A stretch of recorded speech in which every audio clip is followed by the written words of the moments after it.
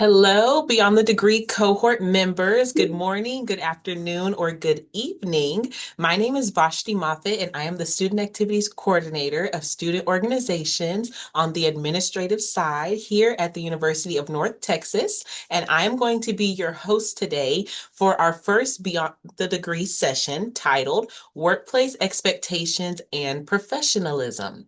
I'm so excited to have y'all here today. And I'm so excited for us to get the Beyond the Degree cohort started for this semester.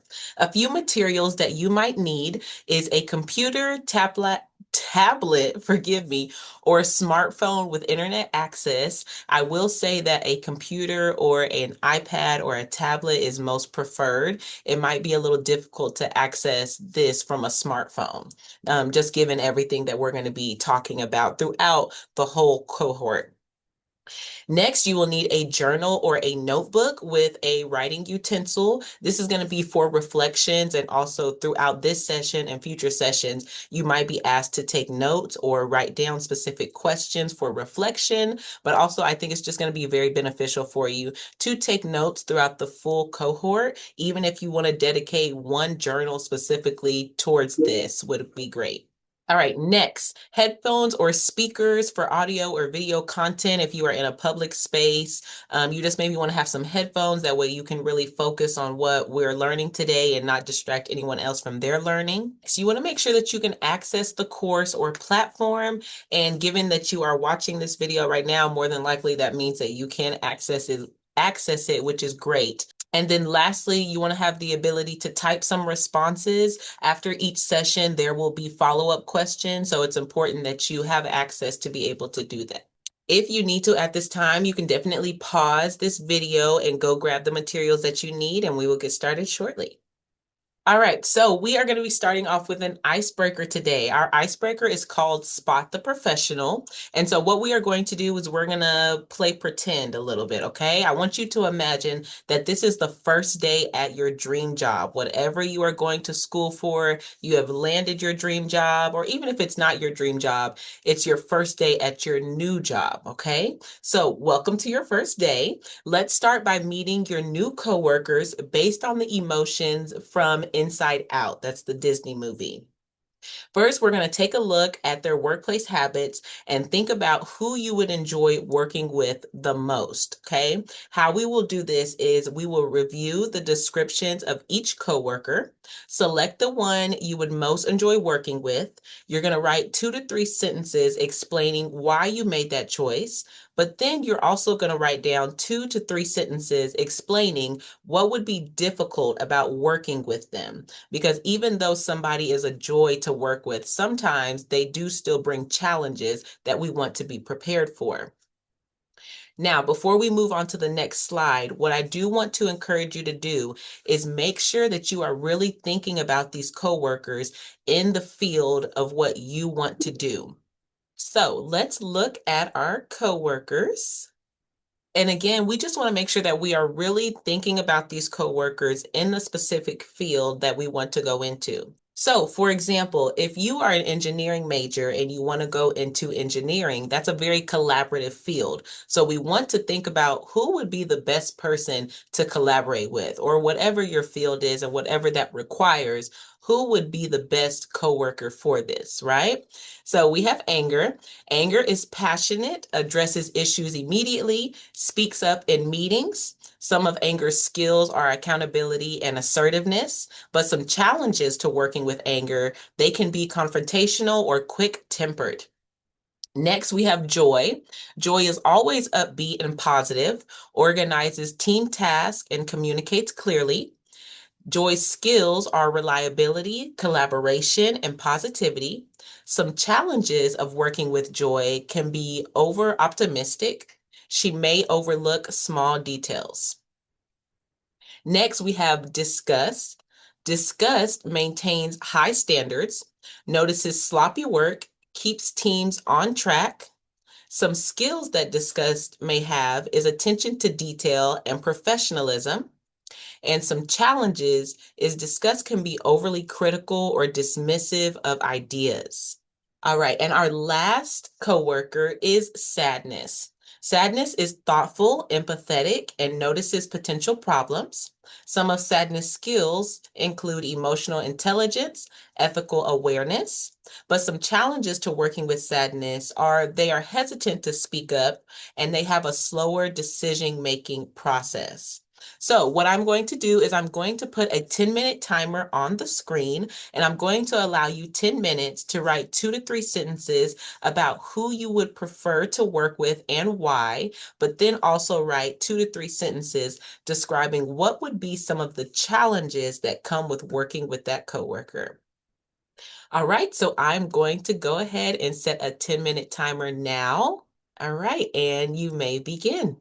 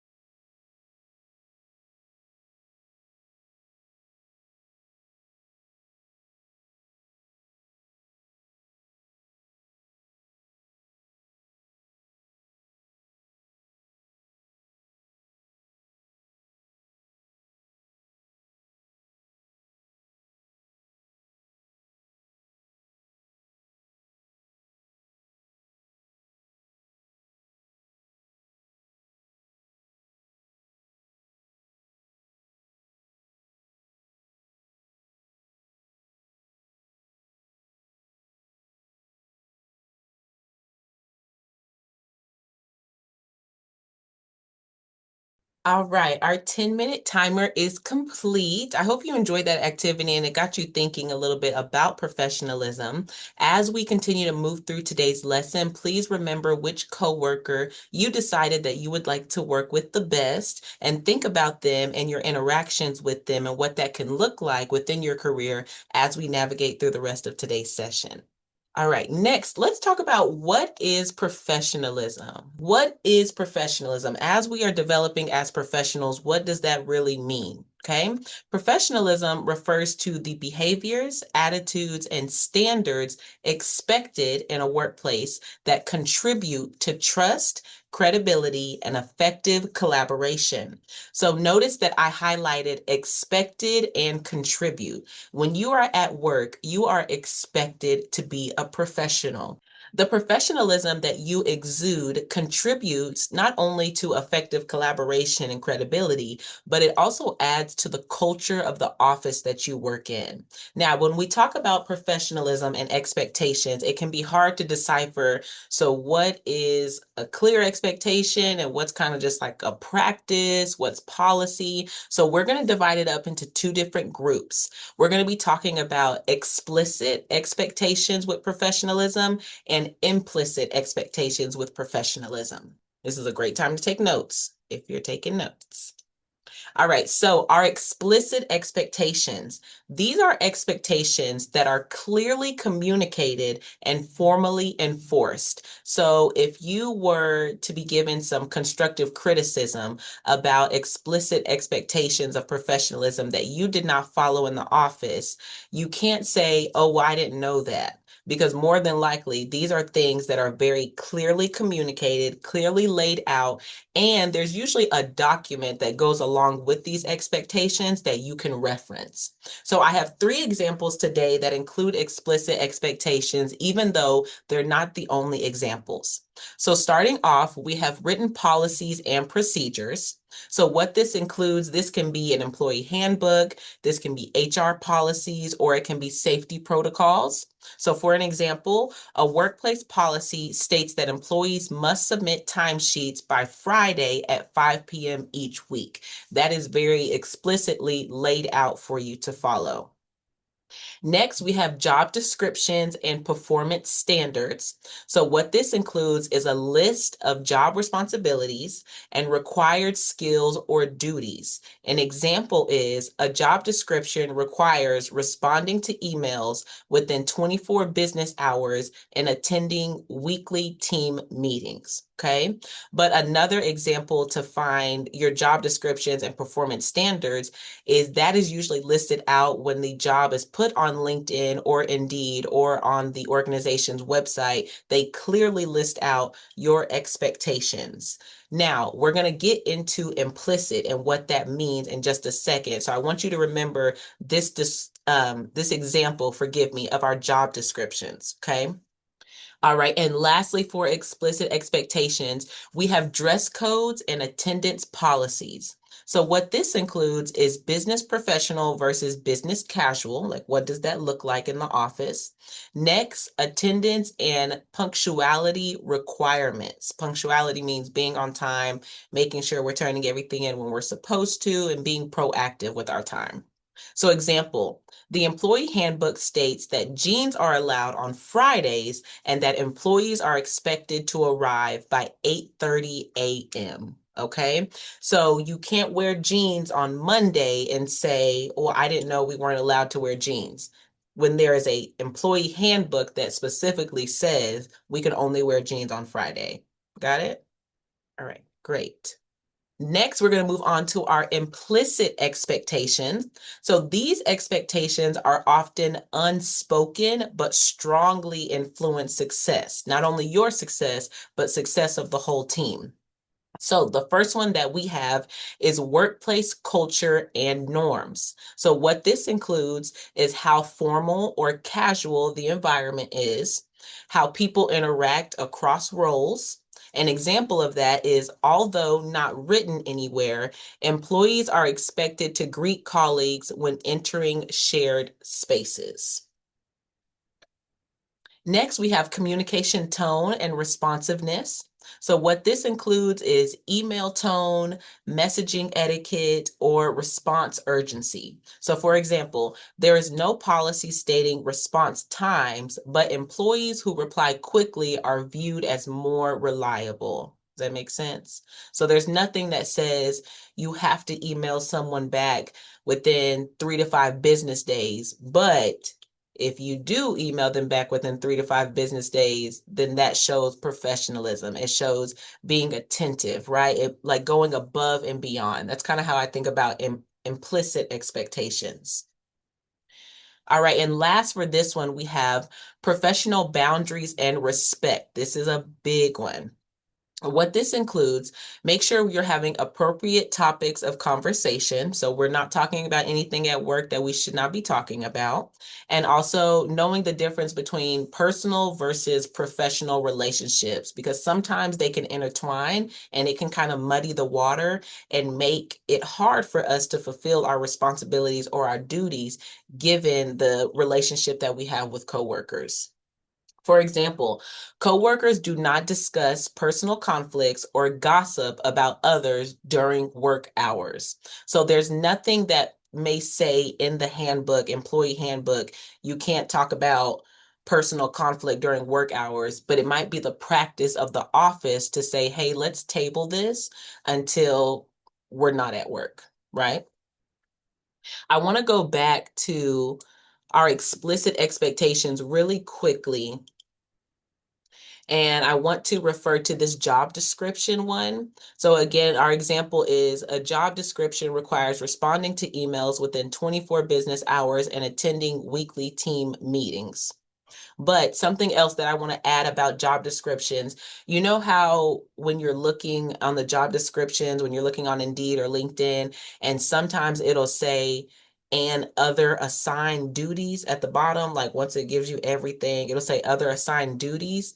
That other assigned duties, I take it as implicit expectations. So I take that as I already know there are going to be some expectations of me that are not listed out on this list, because also so many of our jobs include so many different moving parts. It's hard to list every single thing that you're going to do and every single expectation that's going to come from it. So if you ever see other assigned duties, that is a great time to bring it up within your interview. Oh, I noticed that there is the statement of other assigned duties, and I'm wondering what are some implicit expectations that are expected of me within this career, within this position, within this office, okay?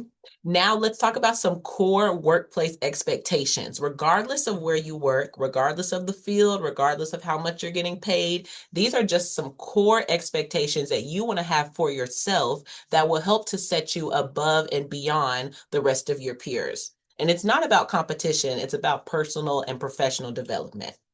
All right, so first we have time management. What that means is managing time in a way that respects deadlines, schedules, and others' workloads. I would even say that time management as a professional includes considering what you have to do outside of work, right? Because we don't want to be at work trying to pay all of our bills or trying to get things together for our family reunion. We want to be able to decipher when I am at work, I am working. And when I'm not at work, I'm not working. Okay. So 3 tiers into time management. First, we have punctuality. That means showing up on time and prepared. For example, logging into a virtual meeting 5 minutes early with materials ready. And I would say, y'all, not even a virtual meeting, but especially a physical meeting, 5 minutes, 5 to 10 minutes is a good window, especially allow yourself to go to the restroom, make sure you can look over your notes before the meeting, have any questions prepared. You just want to make sure that you're on time, okay? A rule that I have always followed is that if you're on time, you're late, and if you're early, you're on time, okay? Number 2, we have deadlines. Completing tasks by the agreed upon due date.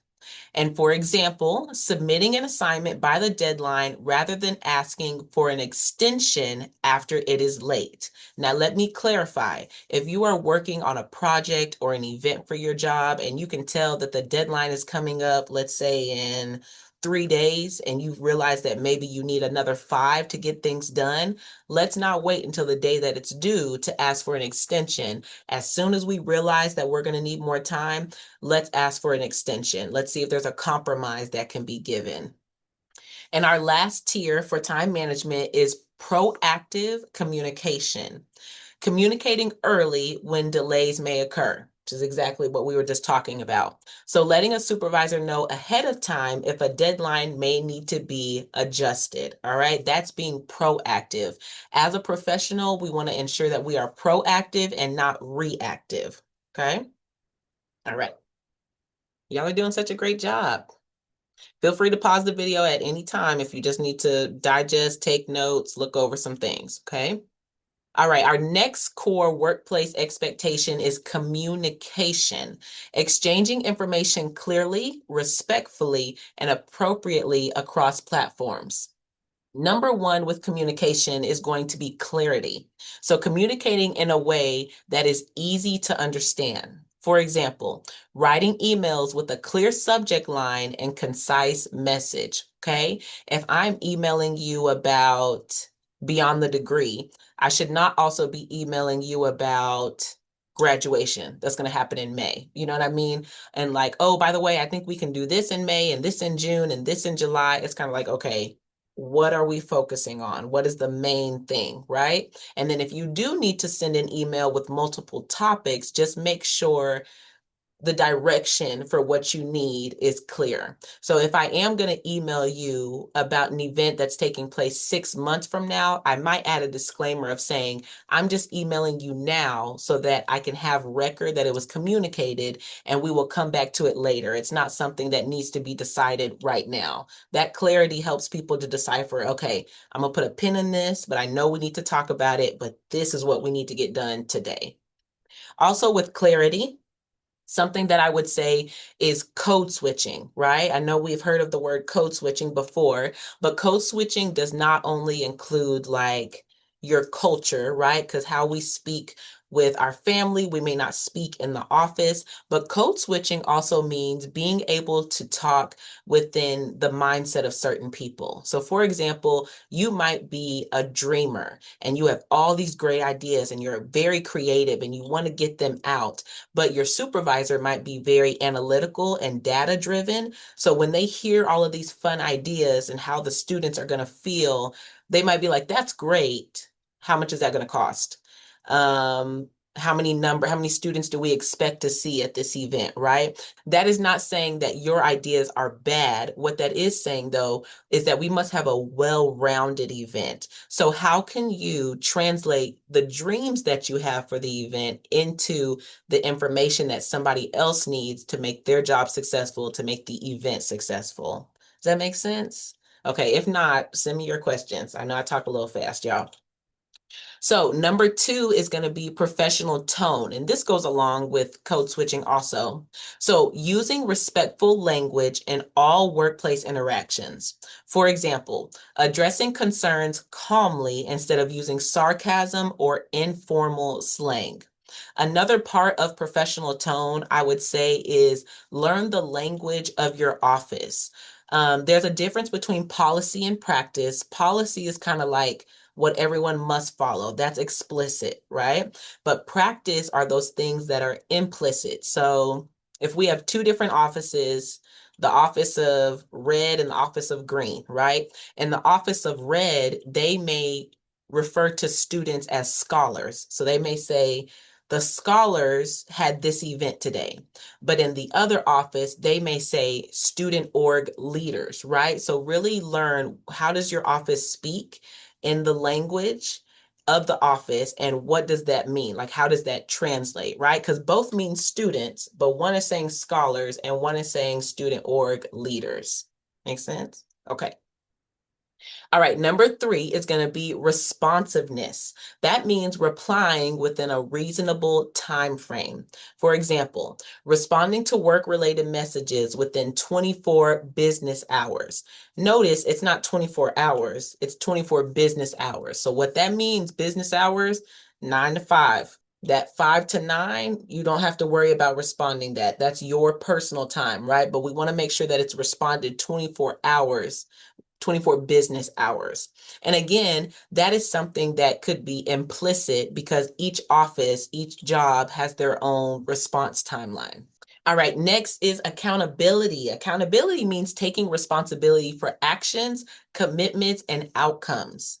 Number one, we have ownership, taking responsibility for assigned tasks and mistakes. For example, acknowledging an error and explaining how it will be corrected. You guys, nobody expects you to be perfect. A professional is not a perfect person. We make mistakes all day, every day as people. So even as a professional, you're going to make mistakes. What matters is can you take accountability within that mistake and be open to receive constructive criticism to ensure that that doesn't happen moving forward. Number two, follow through. So completing responsibilities without repeated reminders. For example, delivering work as promised without needing to be chased. Now, give yourself grace, especially as you begin to start off within your career. You may need your supervisor to say, hey, don't forget to do this by the end of the week. Don't forget to do this. Don't forget to send this email. That's fine. But once you get into the groove of things, and if it becomes repetitive, like, hey, did you email this person back? I don't see in the tracker that you did what you were supposed to. Hey, are you getting my emails? I can't reach you. What's going on? When it becomes repetitive, it comes across as though you don't care. And so the follow through is making sure that you are holding yourself accountable of, oh yeah, I have an email I need to send by Friday and I have time today and it's Thursday, so I'll go ahead and send it out, right? All right. And number three is openness to feedback. So receiving feedback and making improvements. For example, applying supervisor feedback instead of becoming defensive. So what I have even had to learn, and I'll relate to y'all a little bit, is that not every criticism, constructive criticism that you receive is a personal attack. It's really just your supervisor trying to ensure that the business flows accordingly to how it is supposed to. So when you get constructive criticism back, that's not them saying that you are a bad person or that you did a bad job. What they're saying is to make this better for next time and to ensure that the whole team can be successful in what we need, then here are the critiques. And so what you do is with the next event, go back and look over your notes from your constructive criticism with your supervisor and ensure that you're applying those things. And even another form of accountability with that, tap in with your supervisor and say, hey, as we're getting ready for this event, I realized that last semester with my last event, I made this mistake. Can you help to guide me to ensure that I don't do that again this time? Okay. All right. And lastly, we are going to talk about ethics. Ethics is a little tricky, but basically it just means acting with integrity, fairness, and respect in all professional settings. Okay. This is very, very important. Number one is integrity, being honest and consistent even when unobserved. For example, accurately reporting hours worked. Okay. If you worked 40 hours for the week, we're not going to put that we worked 42. All right. If you took a lunch throughout the day, then you should not be leaving work early and telling the team, oh, I'm taking lunch, y'all, because now you have two lunch within a day. You know what I mean?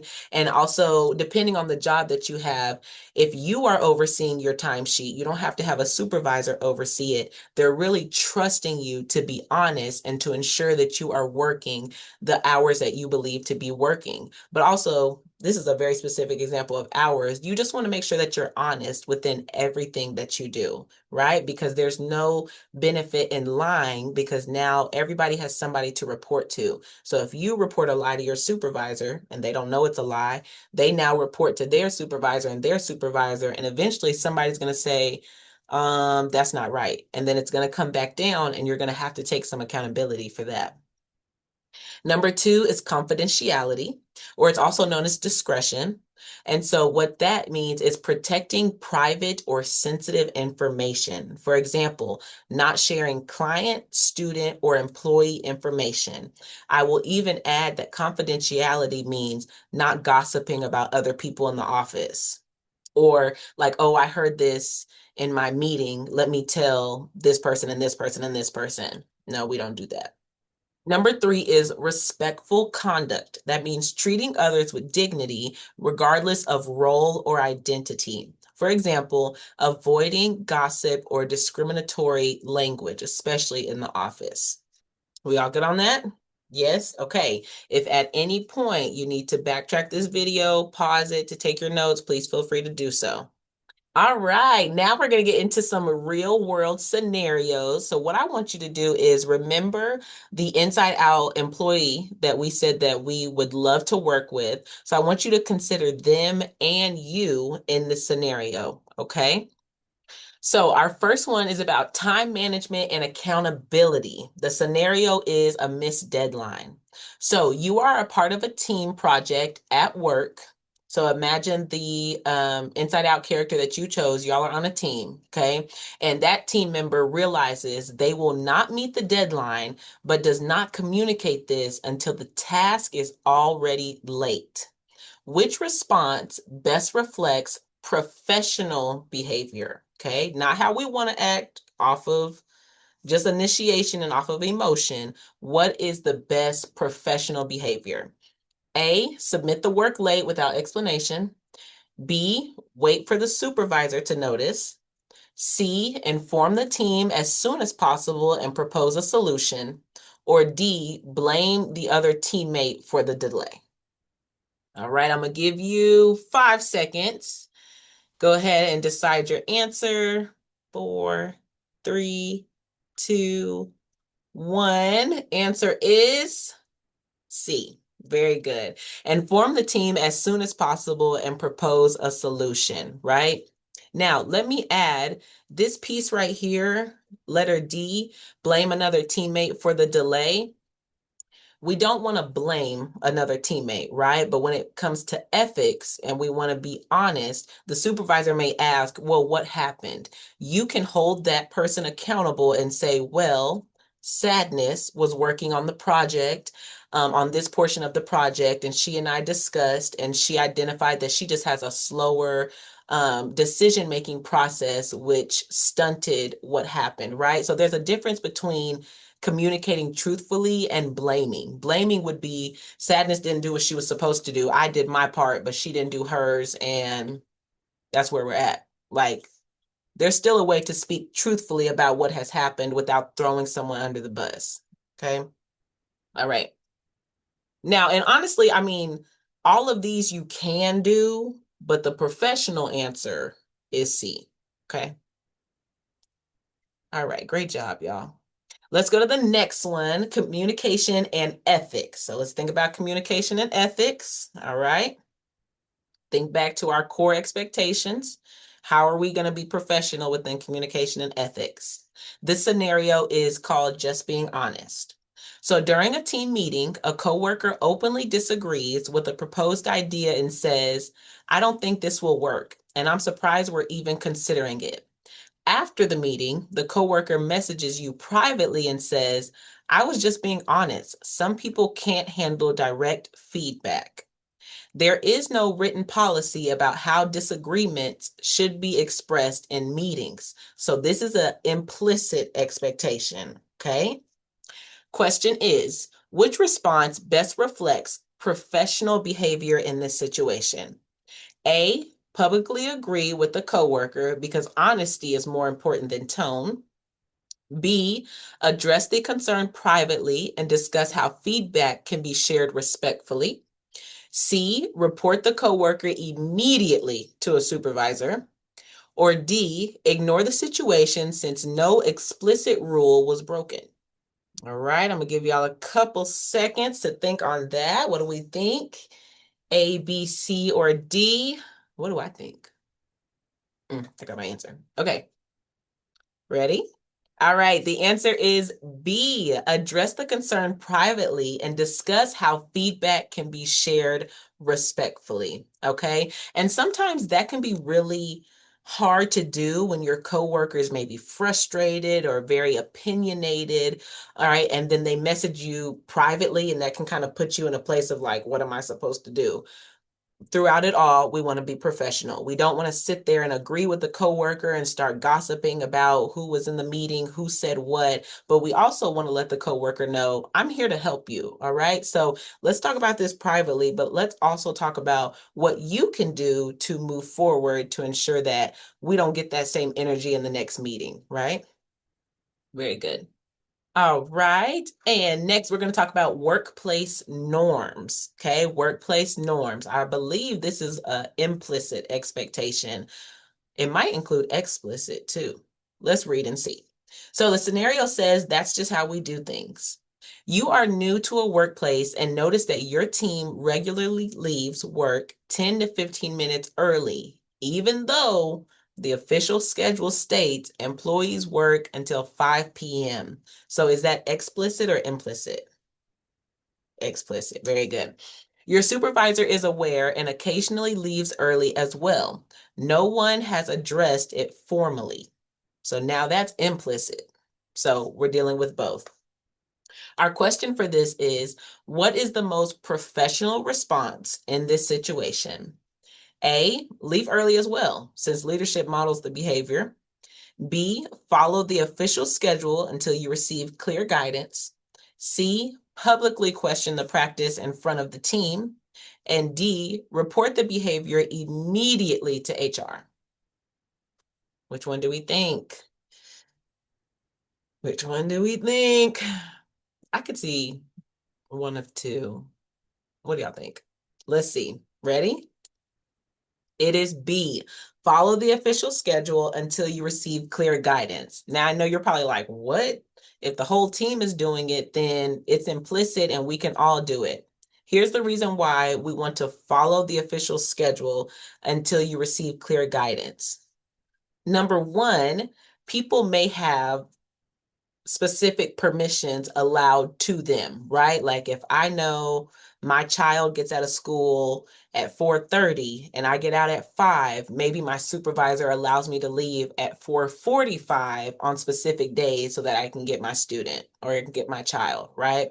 Going back to these answers, C, I could see why someone maybe chose publicly question the practice in front of the team. And I don't think that that's necessarily not professional. It really just depends on how you do it. If you're in the staff meeting, you're like, everybody else leaves early and I don't, and that's not fair, and da da da da da da da da da da da da, that can turn into something that's not professional, right? But if you handle it professionally, you could say, I was reading over the office policy and I noticed that it says we're supposed to leave at 5 o'clock, but I noticed there's a trend of certain employees that are leaving early. Right. And I was just wondering, could we clarify what is the implicit expectations of hours at work? Right. Now, some people say don't question it in front of the whole team, maybe just question it with your supervisor. I really just say it depends on your tone, regardless of who you're talking to. But for the sake of our lesson today, the answer is B. Okay. I also am saying that the answer is B because certain people may not know that certain people are leaving early, right? And if you just follow suit, usually how accountability works is they're going to ask you personally what you did. They're not going to say, oh, Vashti, well, why did you leave with Sadness? I was like, well, I noticed Sadness leaves every day at this time, so I thought that that was okay. They're not going to bring Sadness into my critique on my hours. Does that make sense? So you just want to make sure that you are doing everything that you can within your ability to remain professional until you receive clear guidance. All right, so those were all of our scenarios. There are plenty, plenty more that you could probably think of and that are out there. So I highly encourage y'all to research what are some examples of professionalism in a real world scenario. And you can go even specific and say, what is a real world scenario within my career that I can expect? That way you can kind of prepare for it. As we begin to close out, let's talk about why is professionalism important? Like, Why do we have to be professionals, right? So we have 6 different reasons as to why professionalism is important. Number 1 is it builds credibility. Professional behavior shapes how others assess your competence, reliability, and trustworthiness, often before your skills are fully known. Have y'all ever been in a class or maybe a part of an organization and somebody approaches you and they're like, hey, I really want you to speak on this panel. I really want you to mentor this student. And you're like, I've never done a panel before. I've never mentored. Like, what would make them think that I did this?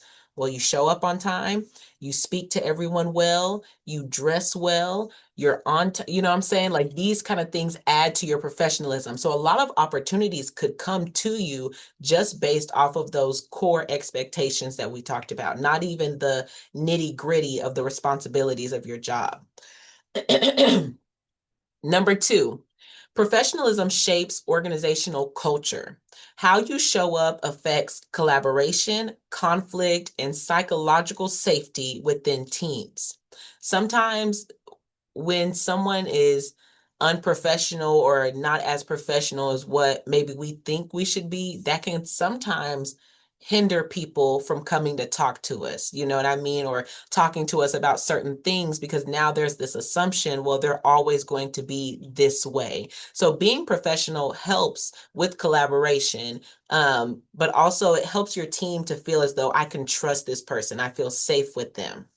Number 3, professionalism influences workplace relationships. So individual behaviors collectively determine what is considered acceptable and expected in a workplace. Number 4, professionalism impacts career advancement. We just talked about that a little bit. Opportunities such as promotions, mentorships, and recommendations are often influenced by professional conduct, not just technical performance.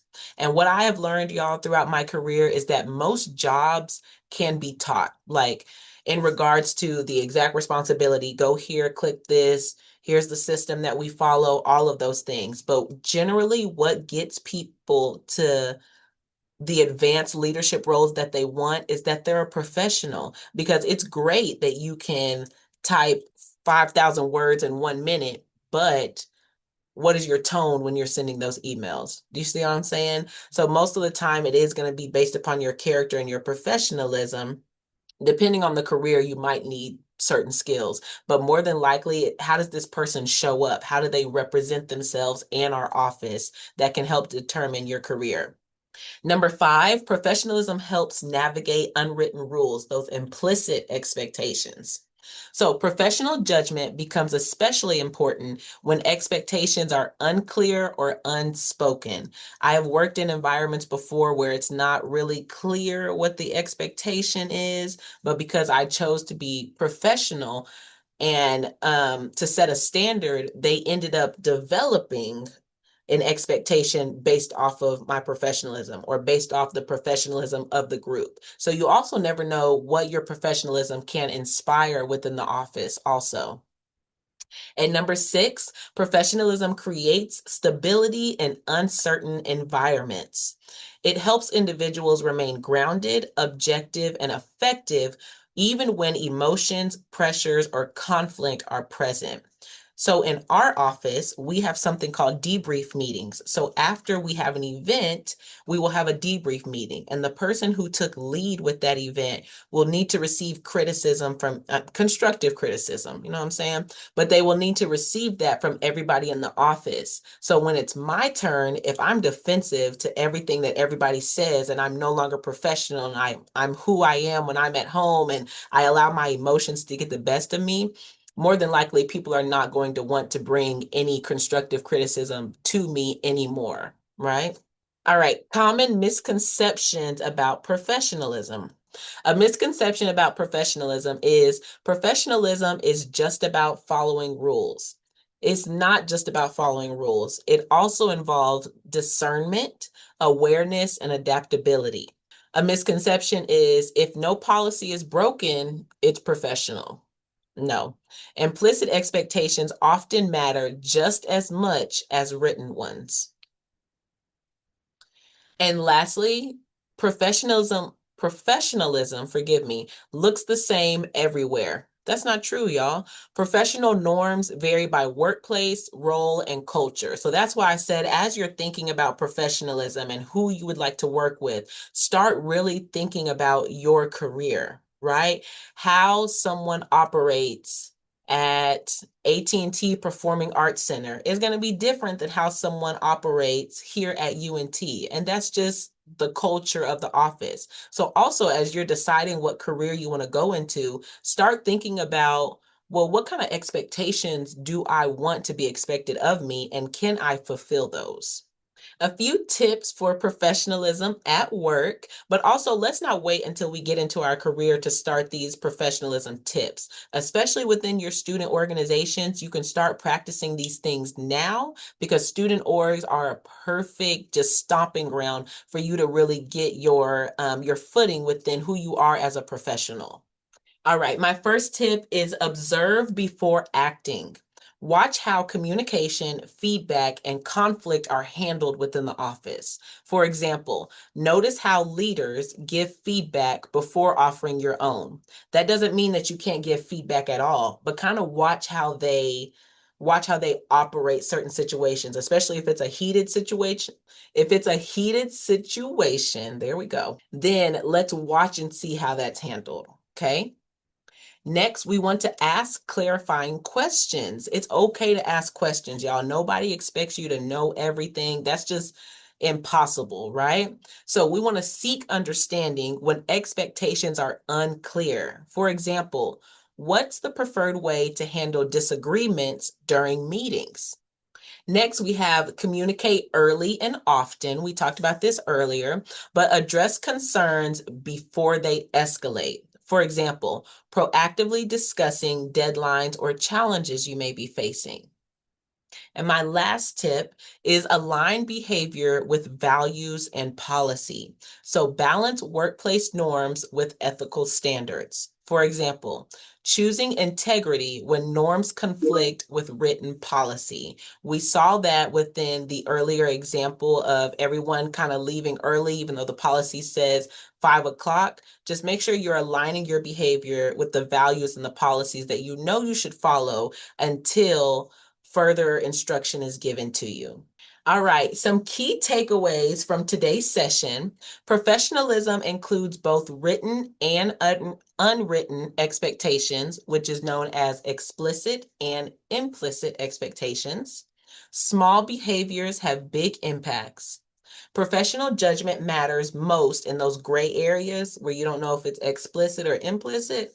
And then awareness plus accountability equals long-term success, not only at this job, but within your career and who you are as a professional. And lastly, we are going to discuss some debrief questions. These questions will also be included within the Canvas course for you to answer, but I just want to touch on them before I release y'all into your next session. So number one is identify one explicit and one implicit expectation you've experienced or expect to encounter in a workplace. Now, if it's not a workplace, it can be a student org, or it could be a class, whatever you have experience with. Number two, reflect on a time when honesty or direct feedback could be interpreted as unprofessional. How could professionalism and honesty coexist in that situation? Number three, which professional expectation do you think will be most challenging for you, and what specific strategy will you use to practice it intentionally in your next professional experience? Number four, think of a situation where someone misses a deadline or arrives late. What would be a professional way to handle it, both as the person responsible and as a teammate observing it? That one's going to be really good. Number five, how do small daily professional behaviors, punctuality, tone in emails, respecting boundaries, how do they influence relationships, team dynamics, and your career growth?